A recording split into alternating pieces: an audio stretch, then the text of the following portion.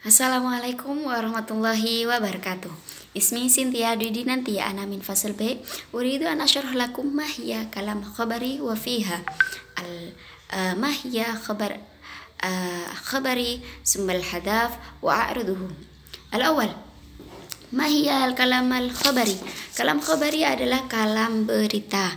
Seperti kalam khabari, makna dari kalam khabari sendiri yaitu kalam berita. Menurut Ali Al-Jarim dan Mustafa Al-Amin, yaitu perkataan yang pembicaranya bisa dinilai apakah dia jujur atau tidak atau bohong. Seperti contohnya, aqala talib lam yaqdurul ustad fil munaqashakodan.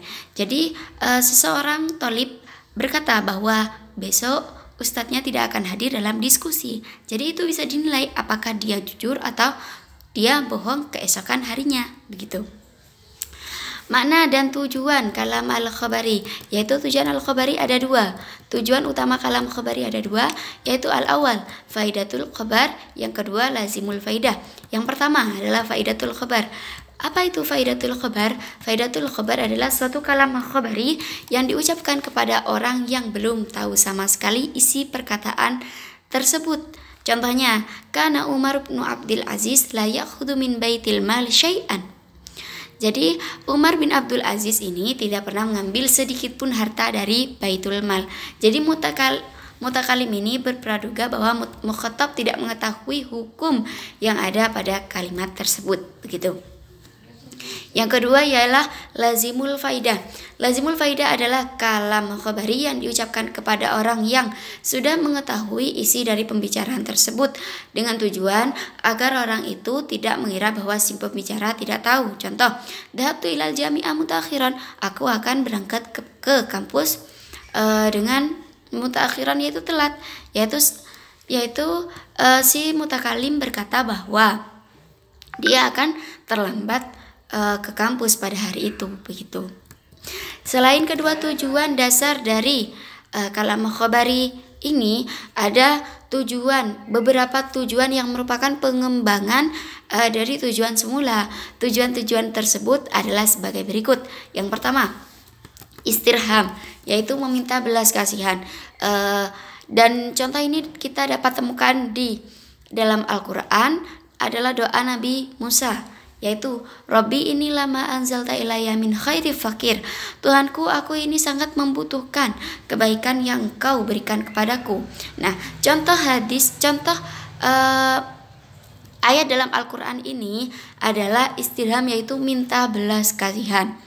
Yang selanjutnya adalah al-izhar ad-dafi, atau memperlihatkan kelemahan, seperti doa Nabi Zakaria dalam Al-Quran, yaitu Rabbi ini wahanal atmu wash ta'ala ra'su syai'an. Tuhanku, sesungguhnya aku telah lemah, tulangku dan kepalaku telah penuh dengan uban. Contoh ayat di atas adalah doa Nabi Zakaria yang memohon kepada Allah Subhanahu wa taala dengan memperlihatkan kelemahan Nabi Zakaria. Yang selanjutnya adalah izhar at-tasur, yaitu memperlihatkan penyesalan, seperti doa Nabi Imran, bapaknya Maryam, yang dihikayatkan dalam Al-Quran, yaitu Rabbi ini wada'tuha untha wallahu a'lamu bima wada'at. Tuhanku, istriku telah melahirkan seorang wanita dan Allah mengetahui apa yang ia lahirkan. Jadi di sini ia tujuan ini menjelaskan tentang memperlihatkan penyesalan, gitu. Yang selanjutnya ialah izharu al-fat bil muqabili wa al-syamatah bil mudabirin, yaitu memperlihatkan kegembiraan atas sesuatu yang dihadapi dan mengecam sesuatu yang telah lewat. Contohnya, ja'al haqu wa zahaqal batil.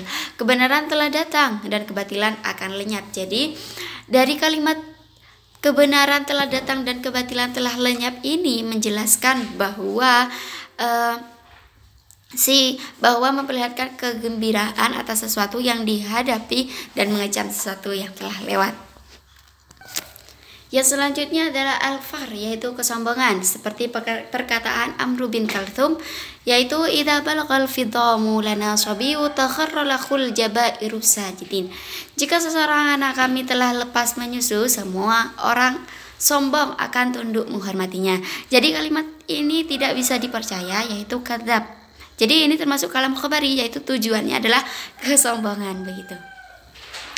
Yang selanjutnya ialah tahrikul himma ila ma yalzamu taswilhu, memalingkan perhatian kepada orang seharusnya diperhatikan. Laisa sawa'un alim wa juhul, antara orang pandai dan bodoh tentu berbeda. Kalimat ini dilontarkan oleh seorang guru pada para siswanya yang malas, agar mereka bisa rajin belajar tentunya. Jika seseorang siswa bermalas-malasan, siswa akan bodoh tentu. Sedangkan nasib orang bodoh kelak nanti berbeda dengan nasib orang pintar, menurut para guru. Yang selanjutnya ialah taqbih, yaitu mencela.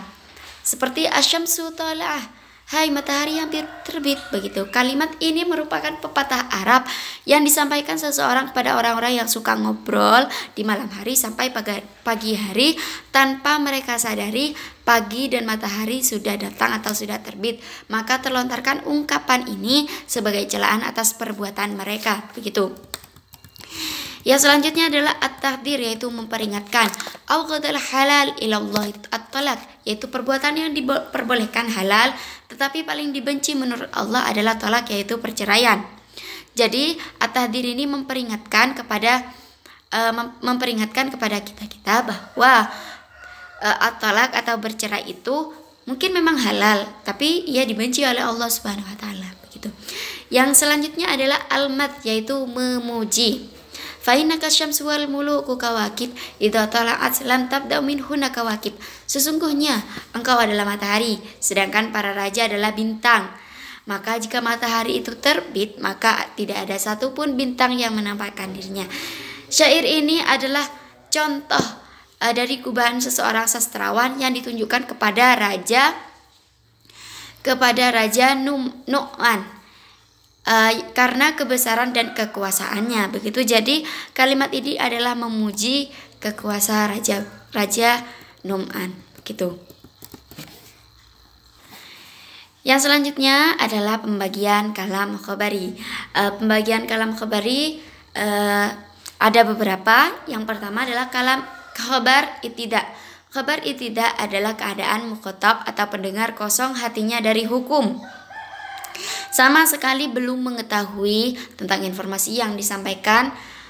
Mukhatab diperkirakan akan menerima dan tidak ragu tentang informasi yang disampaikan. Dalam kondisi ini tidak perlu menambahkan taukid dan penegasan pada kalimatnya. Contoh, ahu qaim, saudaramu berdiri. Ma khadar abuka, ayahmu tidak datang, begitu contohnya. Yang kedua ialah khabar talabi. Khabar talabi adalah keadaan mukhatab atau pendengar ragu dengan kebenaran informasi yang disampaikan dengan diharapkan mukhatab menjadi yakin akan kebenaran berita tersebut. Keraguan mukhatab dapat disebabkan karena dia memiliki informasi lain yang berbeda dengan informasi yang kita sampaikan, atau karena keadaan mutakalim yang kurang meyakinkan.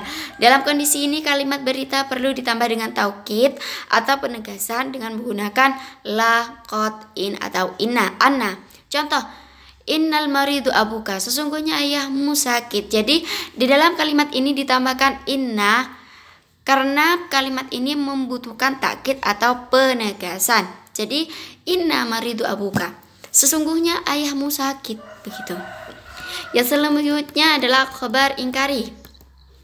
Khabar ingkari adalah apabila mukhatab menolak atau mengingkari kebenaran dari informasi yang kita sampaikan. Penolakan mukhatab dapat terjadi karena informasi yang kita sampaikan bertentangan dengan informasi yang dimilikinya atau tidak mempercayai si mutakalim tersebut begitu. Dalam kondisi seperti ini diperlukan adanya taukid atau penegasan pada kalimatnya lebih dari satu, tergantung tingkat keingkaran mukhatab untuk memperkuat suatu perkataan. Contohnya, inna akhu kadzahib, sungguhnya saudaramu telah pergi. Ini menggunakan satu takkid. Yang kedua ini menggunakan beberapa takkid. Contoh ini adalah wallah inna abu kalil marid, demi Allah sesungguhnya ayahmu sakit begitu. Adapun sarana atau lafadz yang disarankan untuk taukid diantaranya adalah sumpah atau qasam, wallah tallah begitu. Jadi demi Allah begitu ya. Yang kedua adalah lafaz qad. Contoh qad qama zaitun, zaid sungguh-sungguh berdiri begitu. Juga ada inna, lam ibtida, terus nun taukid, jumlah ismiyah, dan beberapa taukid yang lainnya begitu. Jadi kalam khobari ini tujuannya ada faidatul khobar dan lazimul khobar, dan pembagiannya ada 3, yaitu tolabi, inkari, dan ibtida begitu. Sekian dari saya. Wassalamualaikum warahmatullahi wabarakatuh.